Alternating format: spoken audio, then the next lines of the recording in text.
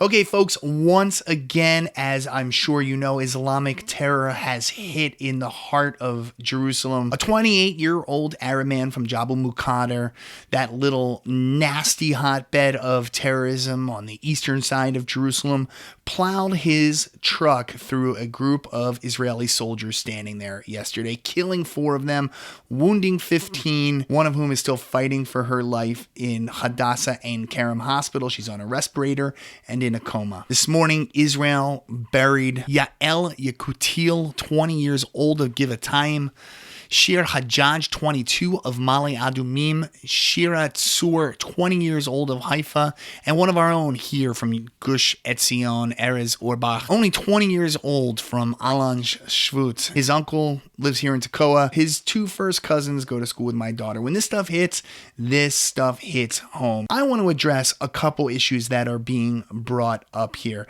The first is this question, and I think this is a sick question that I see people asking. There were 40 IDF soldiers there on the scene with automatic weapons. Why are they all running away from the event? Why aren't they running there to shoot the terrorist? Why did the tour guide, of all people, have to shoot this human turd? Why not one of the soldiers? Well, let me just address that for a second. These aren't soldiers. These are kids. These are Israeli kids. They haven't been in combat. They were taking selfies when you look at them beforehand. These are people who have been drafted in. They're being taken into the army. It's more like B'nai Akiva than it is like going into combat.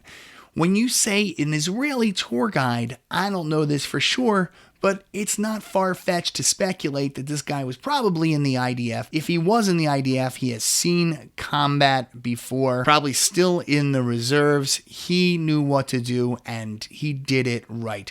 The other crazy thing that I'm hearing, and this is just incredibly cynical and ultra opportunistic if you ask me, why did they run away? Because of the, quote, allure effect, referring to Alur Azaria, who was convicted last week in manslaughter charges because he shot a terrorist 7 minutes after the terrorist was disabled, rendered incapacitated, disarmed, lying there unconscious on the floor. If you can't see the difference between these two, you're intentionally missing the point. This wasn't any kind of effect from Alur Azaria. This wasn't cowardness on the part of these young people that were new recruits into the IDF.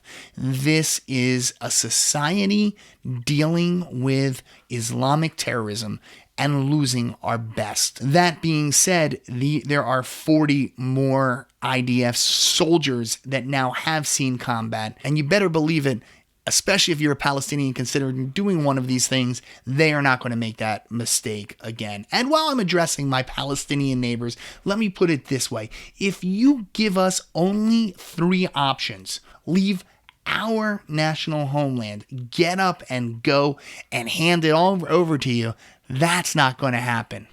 If you say, well, then you're just going to have to accept your children being killed. You're just going to have to accept your soldiers being killed. You're just going to have to accept Jews being killed because we're going to kill you until you leave. That also isn't going to happen. Well then, and this is what it seems that the fallback position is, we will make you oppress us. We will make you put up checkpoints. We will make you search us. We will make you make our lives miserable. And guess what? If our only choice is to oppress the shit out of you, we're going to oppress the shit out of you. And we're not going to feel this much guilty about it.